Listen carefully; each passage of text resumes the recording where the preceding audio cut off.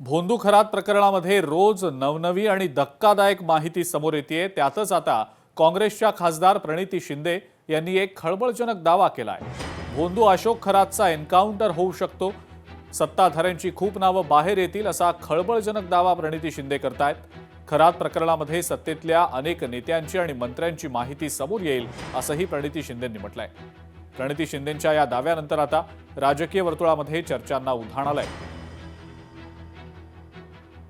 मला तर वाटतं की खरातांचा कुठेतरी काहीतरी एन्काउंटर करतील, कारण का खूप नावं येणार आहेत ज्याच्याशी ते जुडले आहेत आणि आता जे सत्ताधारी आहेत, मिनिस्टर्स आहेत, त्यांना घेऊन पण ही नावं येणार आहेत। एकीकडे आपण महिला आरक्षणाचा विषय आणि तिथे महिलांचं शोषण होत असेल तर मग खरंच काय तुम्ही कोणत्या पद्धतीत आरक्षण वर होतं पण ते खालपर्यंत जर तुमचे विचारच महिलांच्या विरोधात असतील तर तुम्ही आरक्षण कसं लागू करणार।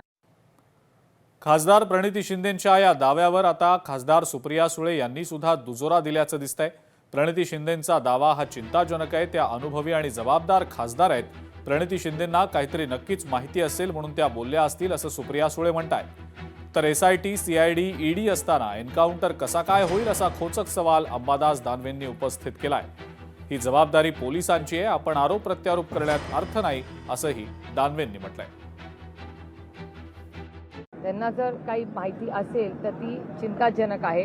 प्रणिती शिंदे ह्या एक अतिशय जबाबदार खासदार आहेत, अनुभवी आमदार आणि खासदार आहेत। त्या काही बोलल्या असतील तर त्याच्यामागे नक्कीच काहीतरी त्यांना माहिती असेल आणि अशा जर गोष्टी असतील तर ह्या गोष्टी माननीय मुख्यमंत्र्यांपर्यंत पोहोचल्या पाहिजेत, कारण काही अतिशय चिंतेची बाब आहे। एसआयटी चौकशी चालू आहे, सीआयडी आहे, ईडी आहे, सगळे लोक असताना असा एन्काउंटर कसा काय होईल?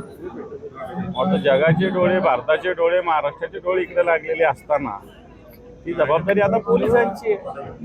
त्याच्यावर मला असं वाटतं आपण फार आरोप करण्यात वेळ घालवण्यात अर्थ नाही। आपण सगळे जे काही त्याच्यावर गुन्हे आहे, आरोप आहे, तक्रारी आहे, त्याचं पूर्णपणे मला वाटतं त्याच्यावर कायदेशीर कारवाई सगळी केली पाहिजे, ही भूमिका आपण सगळ्यांनी ठेवावी।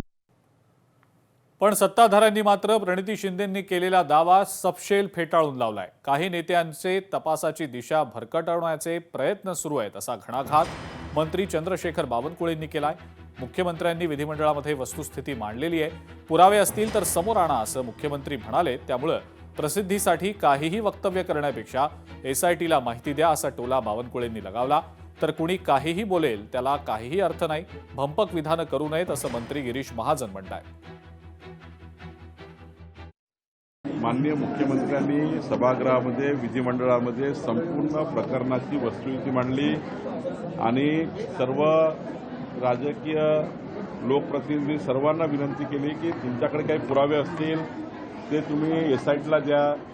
हे पुरावे न येता काहीतरी तोंडाच्या वाफा फेकण्याकरता अलग अलग गोष्टी काही काही लोक करतायत। मला वाटतं सेन्सिटिव्ह चौकशीमध्ये अशा प्रकारचे विधानं करून अशा चौकशा भरकवण्याचे प्रयत्न काही लोकप्रतिनिधी करतात आहे।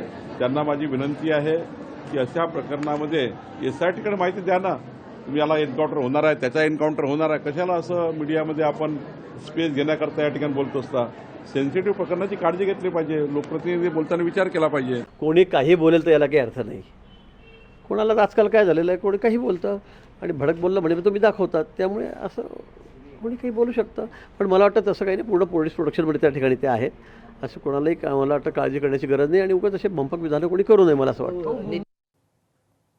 भोंदू अशोक खरात प्रकरणामध्ये राज्याच्या पोलीस दलातील उच्चपदस्थ आयपीएस अधिकारी वादाच्या भोवऱ्यात सापडले। सामाजिक कार्यकर्त्या अंजली दमानी यांनी नाशिकचे विशेष पोलीस महानिरीक्षक दत्ता कराळे यांच्यावर गंभीर आरोप केलेत। खरातच्या कार्यक्रमात नाशिकचे आयजी कराळे असलेला एक व्हिडिओ दमानी यांनी ट्विट केलाय।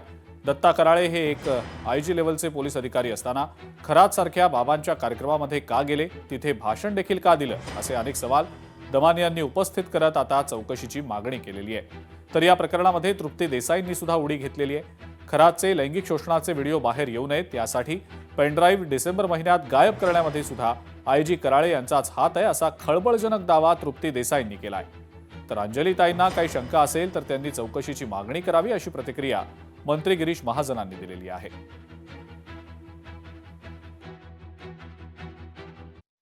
आयजी दत्ता कराळे हे गुरुपौर्णिमेच्या फंक्शनला अशोक खरातांना भेटायला गेले होते। एवढंच नाही तर त्यांच्या मंचावरनं त्यांनी भाषण देखील दिलं. माझा आक्षेप एवढाच आहे की एक IG लेवलच्या ऑफिसरनी त्यांचं पदाची गरिमा आणि असलेली खुर्चीची जबाबदारी या सगळ्या गोष्टींचा मान ठेवून, कारण प्रत्येक एक अधिकारी जेव्हा अशा ठिकाणी जातो तेव्हा त्यातनं एक पब्लिक परसेप्शन आपण ज्याला म्हणतो ते निर्माण होतं आणि ह्याच्याचमुळे अनेक असंख्य जे साधे नागरिक होते त्यांना कदाचित वाटलं असेल की अशोक खरात अतिशय चांगला माणूस आहे, कारण त्यांच्याकडे जर IG लेवलचे ऑफिसर भाषण देत असतील तर त्यांच्याकडे जायला काहीच हरकत नाही. ह्याच्याचमुळे आज जे झालंय त्याला जबाबदार हे सगळे अधिकारी आहेत. जेव्हा दिंडोरीच्या आश्रमामध्ये, अण्णा मोरेंच्या आश्रमामध्ये वाल्मिक कराड 2 दिवस मुक्कामाला होता, संपूर्ण महाराष्ट्र आणि पोलीस दल त्याला शोधत होतं, त्यावेळेला सुद्धा 2 दिवस तो जो मुक्कामाला होता तेव्हा दिंडोरी आश्रमातले जे व्हिडिओ डिलीट करण्यात आले ते सुद्धा कुणी केले तर IG दत्तात्रय कराळेंनी केलेत. त्यामुळं या प्रकरणात खरातच्या तर चौकशी झालीच पाहिजे, कारण 18 कॉलचं तर रेकॉर्ड आलंय, परंतु दत्तात्रय कराळेंना माहीत होतं की कुठंतरी आता हे सगळं बाहेर येणार आहे. त्यामुळे वेगवेगळ्या मोबाईलमधून सुद्धा त्यांनी बरेच कॉल केले असतील, ते शेकडो कॉल असतील. आणि आता अशोक खरात प्रकरणामध्ये दत्तात्रय कराळेंची चौकशी झाली पाहिजे. अनेक लोकांचे फोटो त्यांच्यासोबत आहेत, कारण बाबांचा गाजावाजा एवढा होता की त्यांना सगळ्यांनाच वाटायचं की बाबांकडे गेल्यामुळे सगळे आपले संकट दूर होतील की काय, अशा अंधश्रद्धेमध्ये तेही लोक त्या ठिकाणी होते. पण असं अनेक लोकांचा फोटो त्याच्यासोबत आहे. म्हणून मला असं वाटतं की मी सुरुवातीला पहिल्या दिवशी सांगितलं होतं हा विषय, की आता आपल्याकडे मोठे मोठे राम रहीम ते बाबा, त्यांचे तर लाखोच्या संख्येत अनुयायी होते. आपले हे बाबा हरिओमवाले आपले काय आसाराम बापू, त्यांचेसुद्धा केवढे लाखाच्या संख्येमध्ये त्यांचे अनुयायी होते. आता त्यांनी काही कुकर्म केलं असेल तर सगळ्यांचीच चौकशी करा असं म्हणता येत नाही. पण काही अंजली त्यांना शंका असेल, मला असं वाटतं त्याच्यामध्ये, तर त्यांनी मागणी करावी. भोंदू अशोक खरातला 5 दिवसांची पोलीस कोठडी सुनावण्यात आलेली आहे. 4थ्या गुन्ह्यामध्ये खरातला ही पोलीस कोठडी सुनावली गेलेली आहे. त्यामुळे आता हा भोंदू अशोक खरात 18 एप्रिलपर्यंत पोलीस कोठडीत असेल. कुठलं गुंगीकारक औषध वापरलं याचा तपास करायचा आहे असं सरकारी वकिलांनी युक्तिवाद केला. खरातचा साथीदार कोणी आहे का हे सुद्धा तपासायचं असल्याचा युक्तिवाद सरकारी वकिलांनी यावेळेला केला.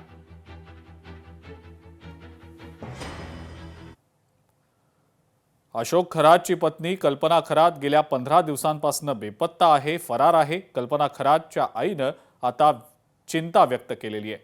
गुन्हा दाखल झाल्यापासून कल्पना खरात फरार आहे. एवढ्या दिवसात ती माहेरी आलेली नाही असं कल्पना खरातच्या आईनं म्हटलेलं आहे. ती कुठं आहे मला याची माहिती नाही असं सुद्धा सांगितलंय. मला महादेवाचंच पडलंय. एक तर मला बरं नाही, त्याच्यात ती पूर्ण इड मला करमत नाही. एक दिवस नाही ती माहेरी आली का, एक दिवस नाही कुठे गेली ना. आता 15 दिवस झाले तशी नाही. खरात प्रकरणामध्ये आता ईडीच्या हाती मोठं घबाड लागलेलं आहे. छापेमारी दरम्यान कोट्यवधींच्या मालमत्तांचे पुरावे ईडीच्या पथकाला सापडलेले. शिवाय प्रकाश पोफळेच्या घरातून 42 लाखही जप्त केले गेलेत.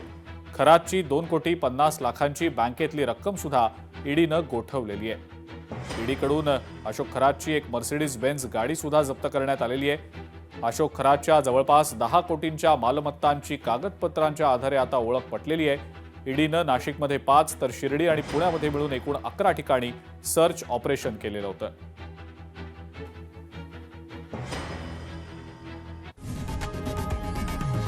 लोकशाही मराठी ऐका, पहा, जागरूक रहा.